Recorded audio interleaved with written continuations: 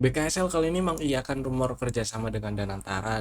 Jadi BKSL ikut dalam proyek pembangunan Bio Town dan sekalian juga nanti kawasan itu diusulkan jadi kawasan ekonomi khusus atau KEK.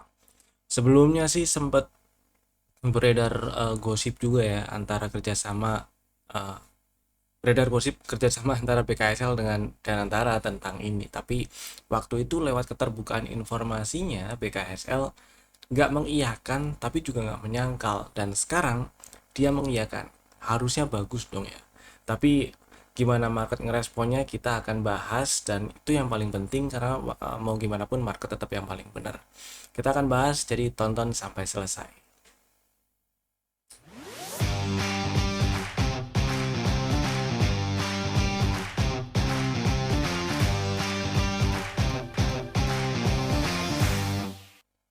Selamat datang di Cuan Community Partner of Intraku Sekuritas. Kita bahas IHSG-nya dulu lah ya. Hari ini ditutup menguat sih, menguat 0,5% ya akhirnya. Tadi sempat naik sampai ke 8426,63, tapi tutupannya di 8406,58. Dan ya masih di dalam range 8338 8478, jadi belum kemana-mana nih ya segini.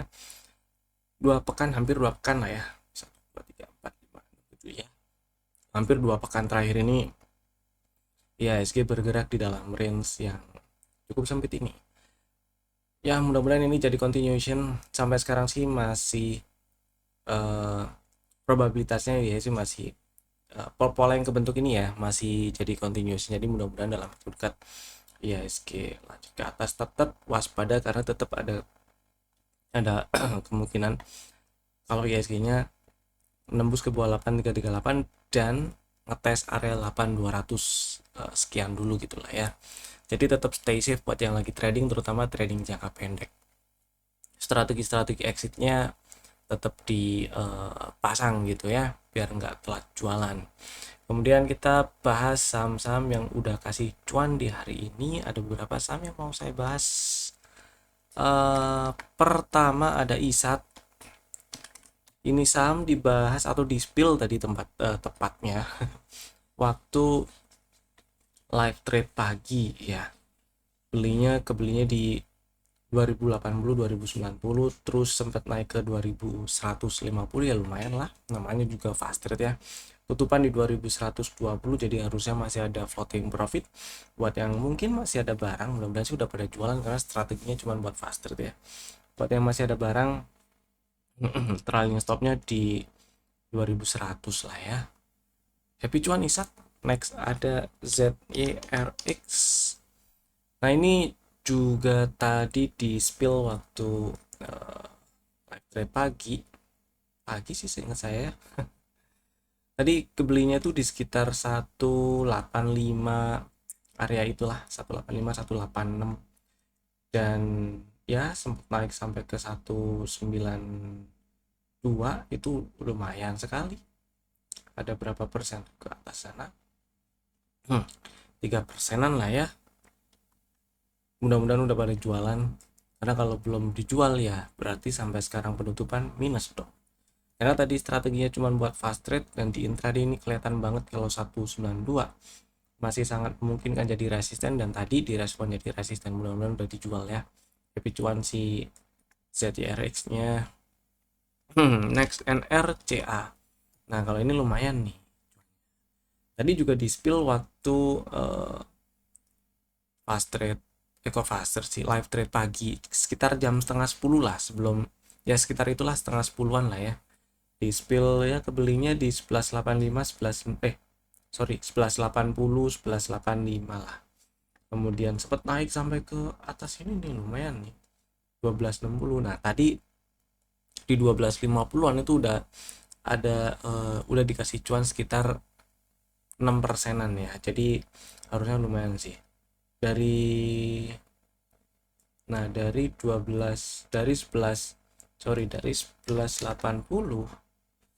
ke 1250 itu aja udah 5% 5,9. Apalagi kalau ke 1260 ya udah 6, sekian persen lah ya, udah lumayan. Kalaupun masih ada barang, Sekarang tutup di 12.20 ya masih floating profit. Jangan lupa jualan aja ya. Kalau belinya untuk fast trade, ya fast trade aja, cuan dijual gitu ya. Next, Bumi. Nah, ini si Bumi juga lumayan kasih cuan tadi pagi di spill waktu live trade pagi juga, kebelinya di 226 kemudian ya naik sempat sampai ke aduh sini. Nah, 238 barangkali nggak keambil semua gitu ya. Di sini juga udah lumayan. Di apa namanya? Di 236 itu juga udah 4%. Intinya sih udah kasih cuan. Kalau tujuan belinya untuk fast trade, ingat jangan lupa jualan. Dan seperti yang tadi pagi dibahas juga, area 238 240-an itu masih sangat memungkinkan jadi resisten. Ya hari ini masih direspon jadi resisten ya. Mudah-mudahan sih di breakout karena hari ini Bumi berhasil tutup di atas 224. Cuman karena tadi strategi yang di spill waktu live trade pagi itu untuk fast trade aja, ya mestinya jualan. Tuh. Tapi cuan Bumi. Next kita bahas stock ideas kemarin ada 3. Yang pertama Antam. Strateginya Antam ini ngantri di 2930 belum dapat. Hari ini tutup 3000, ngantri dulu 2930, semoga disamperin dan kemudian membalas stop lossnya kalau turun dan tutup di bawah 2770. Target TP1 di 3270-an. Next BTPS. Nah, ini sih dapat barang ya karena strateginya sih ngantrinya sini nih, ini karena ada setup ngantri 1360, dapat sih hari ini ya karena tutup di 1355. Hold dulu sih aman, nggak apa-apa selama nggak turun dan tutup di bawah 1270 ya. Target TP1 di 1560, mudah-mudahan lancar ke sana nanti. Next ada Crash. Nah, kalau Crash misal ada yang pasang stop loss di 374 atau 372 ya kena stop loss. Buat yang udah hilang barang mungkin nonton dulu boleh. Gitu ya. Yang masih mau hold, saya hold dulu lah, siapa tahu ada yang gitu ya. Hati-hati kalau breakdown 350 tuh. Mudah-mudahan sih dalam waktu dekat ada pola-pola bullish reversal, tapi saya pilih nonton dulu aja sih ini ya. Nonton dulu semua. Siapa tahu emang breakdown 350 dan nyamperin area-area sini 320-an. Terus ya. Kemudian berikutnya, nah ini kita bahas si BKSL. Ya, hari ini di kanal Bloomberg Technos diberitakan sih kalau dia kalau si BKSL resmi menjawab kalau dia bangun view tahunnya. Jadi gini ceritanya, buat yang mungkin belum nonton video YouTube di bulan Juli lalu sih ya, ini ya saya pernah bahas juga waktu itu lagi kenceng juga beritanya kalau Danantara mau kerjasama sama BKSL.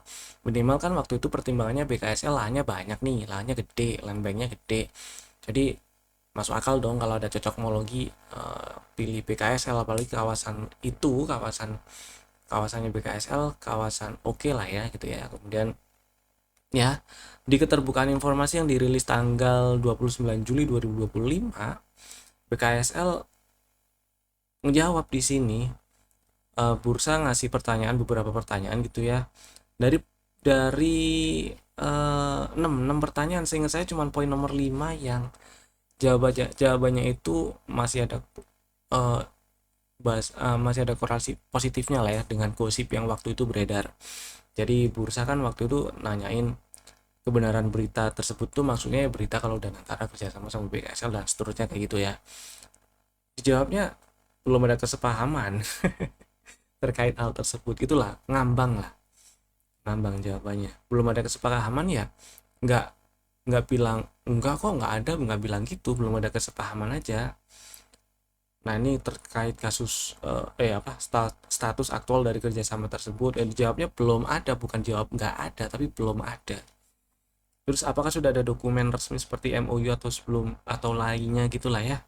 Jawabnya belum ada, bukan jawab gak ada. Dan bla bla bla bla gitu kan. Ini pembicaraan terkait bagaimana mekanisme pendanaan proyek segala macam dijawab belum ada ya, karena memang waktu itu kemungkinan besar memang belum belum resmi sampai deal ke situ kali ya, nggak tahu persisnya, tapi yang jelas menurut BKSL belum ada. Baru nih yang nomor 5, pertanyaan yang nomor 5, keterlibatan emiten dalam proyek PLTS segala macam gitu ya. Apakah bersifat strategis atau hanya sebagai penyedia lahan saja dan lain sebagainya. Oh, ini proyek PLTS. Ini yang ditanyain proyek PLTS waktu itu. Bukan untuk eh, apa namanya? Bukan untuk bikin view town yang sekarang sudah diiyain ya, tapi setidaknya ngebahas tentang kerjasama dengan Danantara dan sebagainya. Kemudian di dalamnya sampai saat ini sudah ada pembicaraan di mana dalam tahap studi awal dan penjajakan terkait beberapa alternatif kerjasama. Udah, yang jawabannya apa namanya, jawabannya membenarkan optimisme market ini cuma poin nomor 5 aja, jawaban dari pertanyaan poin nomor 5 aja. Selain itu nggak ada. Kemudian hari ini muncul berita yang kayak gini nih. Ini berita bagus nggak? Iya bagus, berita yang harusnya jadi sentimen positif. Tapi balik lagi, mau gimana pun kan tetap, kalau tujuan belinya untuk trading ya, market yang benar, paling benar. Jadi kita lihat respon marketnya. Apapun itu, kalaupun kita percaya BKSL kedepannya bisa bagus, market yang paling benar kalau market bilang belum ada sinyal rebound misalnya, belum mau naik ya belum naik gitu kan. Jadi kalaupun analisis yang pakai fundamental dan percaya ini masih bagus, setidaknya dengan analisis analisis teknikal kita bisa milih lah harga area-area di mana area-area support atau area demand berada, di situ kita bisa ngantri gitulah. Oke, sekarang kita bahas si BKSL-nya. BKSL gini lah ya. Hari ini malah melemah 5,1% setelah muncul berita itu, dan kemarin naik. Sepertinya sih ya kemarin mungkin udah pada tahu kali ya, informasi yang retail kroco-kroco kayak saya ini belum tahu. Para pelaku pasar yang lebih gede gitu ya, kali-kali udah tahu gitu terus naik. Nah, oke, kalau kita perhati ini BKSL membalnya dari area yang bagus sebenarnya. Alasannya saya bilang bagus. Nah, ini ada order block di sini. Nah, ini ada order block membal bagus, dan ya kalau misalnya belum apa ya, misalnya belum ada barang gitu ya, belum ada barang ya, ini masih oke lah ngantri-ngantri. Nah, ini area membalnya bagus. Terus misal udah punya barang tinggal pasang trailing stop misalnya.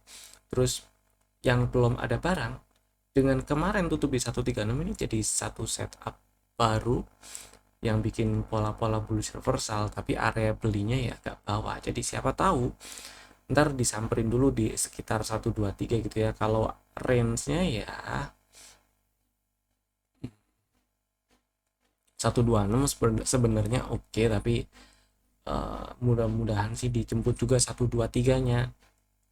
Karena ya stop lossnya kalau pakai setup ini di bawah 110, kalau sampai turun dan tutup di bawah 110 ini nggak enak.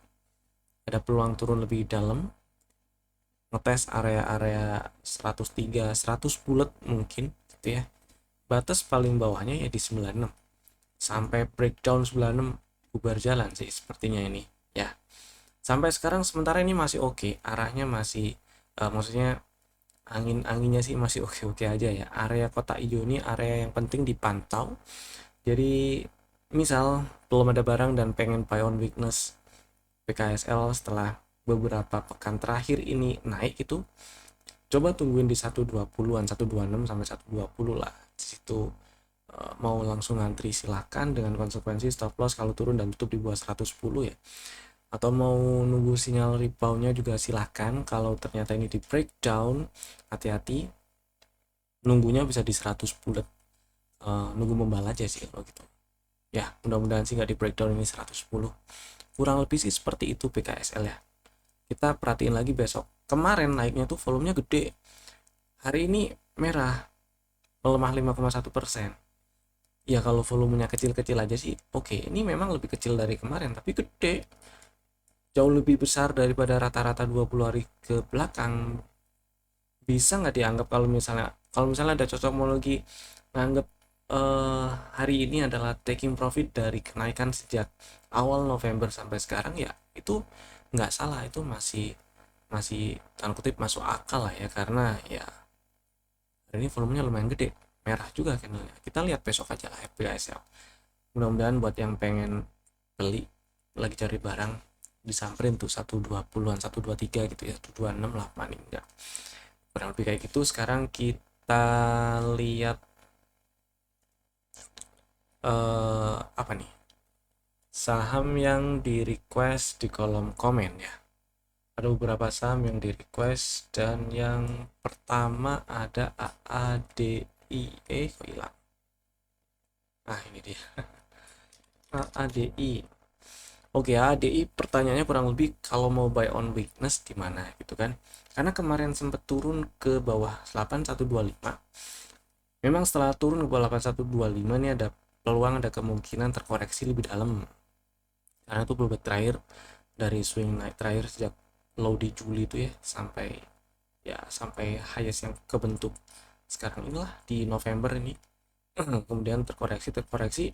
Ini juga ada setup CP1 sell. Jadi area target TP1 setup CP1 ini ada di 7400-an, dan di bawah sini ada area order block juga sekitar 7475 sampai 7300 areanya. Jadi nggak ada salahnya karena sekarang ini belum ada tanda bullish reversal yang kebentuk, apalagi setup yang kebentuk.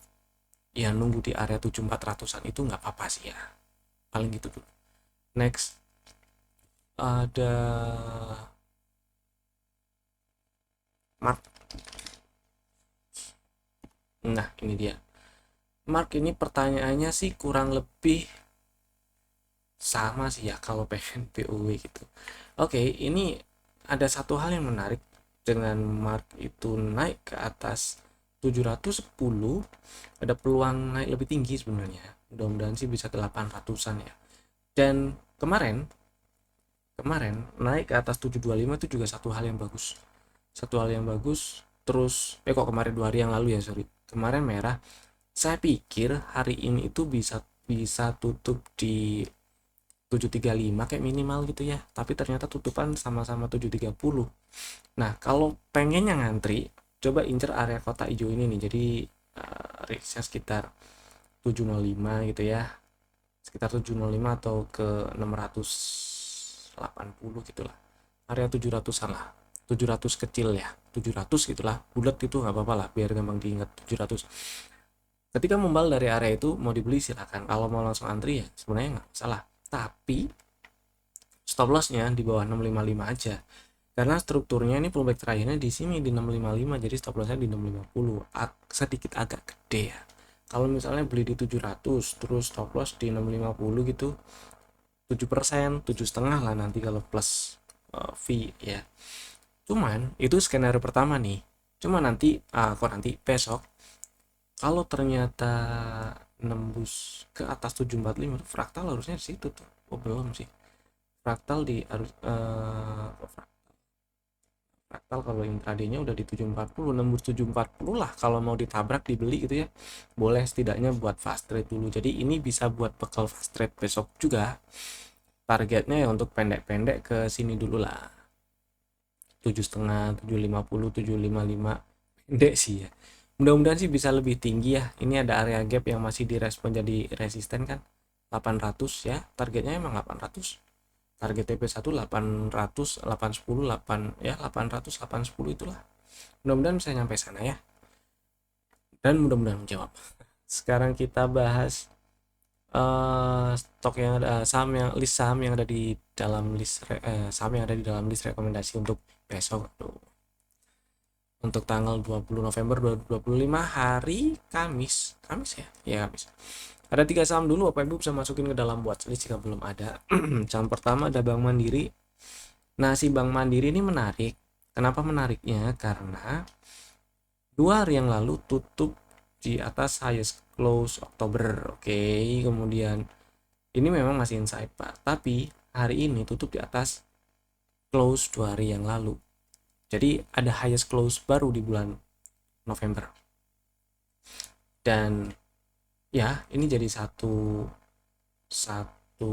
tanda kalau dia pengen lanjut gitu ya. Maksudnya adalah peluang untuk lanjut ke atas setidaknya ke 5 ribuan itu lebih besar, kecuali dia breakdown 4600, bubar lah itu.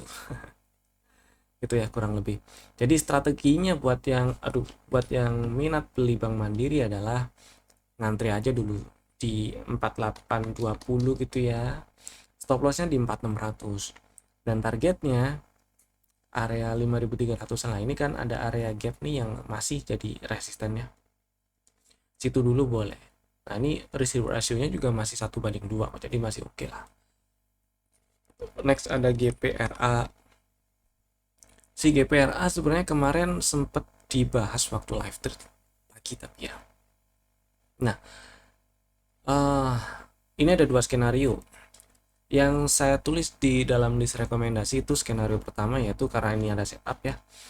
Pertama ada setup, dan dari setup ini level pre-entry-nya di 126, level entry di 122, dan stop loss kalau turunan itu di bawah 118.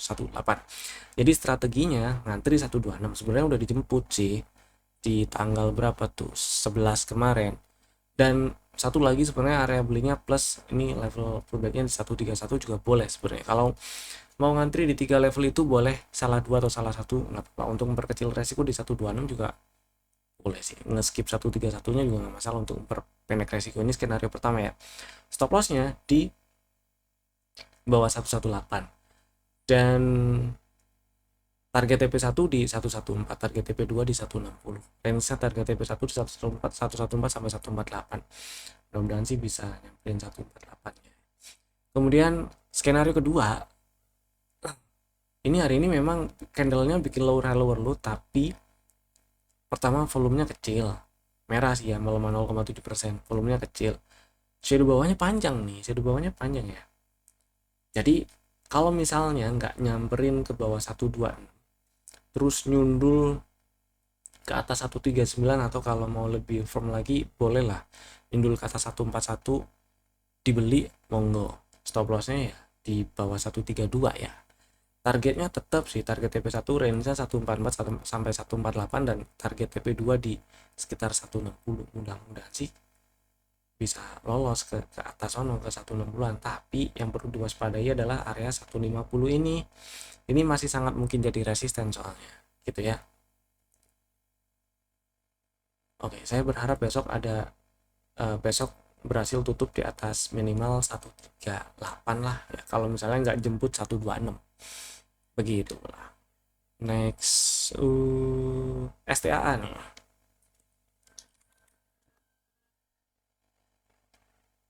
Oke, STAA hari ini menguat 4,5%, tutup di 1520. Kemudian dia naik ke atas, ya pullback terakhir lah kalau kita lihat strukturnya sejak dia turun dari puncak Oktober sampai sekarang ya. Kayaknya ini udah ada valid karena dia turun udah nembus pullback terakhir juga, jadi ini hanya valid. Mudah-mudahan nantinya bisa lanjut breakout 1965 lah. Tapi yang sekarang adalah karena ini udah ada setup, ada CP1 paling enggak, dan target lagi. Strateginya buat yang minat beli GPRA, ngantri dulu kali ya. Area belinya sebenarnya mulai dari 1475, 1415, dan 1355. Stop lossnya sama-sama kalau turun dan tutup di 1300 atau lebih bawah. Untuk memperkecil resiko nggak ada salahnya kalau cuman ambil di 1415 dan 1355. Tapi kalau mau ngantri di ketiga level itu juga nggak masalah gitu ya. Diatur aja sesuai money management, risk management, dan disesuaikan strateginya dengan risk profile-nya masing-masing. Kemudian target TP1 ada di 1655, target TP2 ada di 1870 lah. Itu tadi strateginya. Bapak Ibu bisa langsung bikin ordernya sekarang juga menggunakan fitur-fitur automatic ordernya masing-masing. Dan terima kasih telah tonton video ini dari awal sampai selesai. Saya Evan, sampai jumpa lagi di video kami berikutnya. Dadah.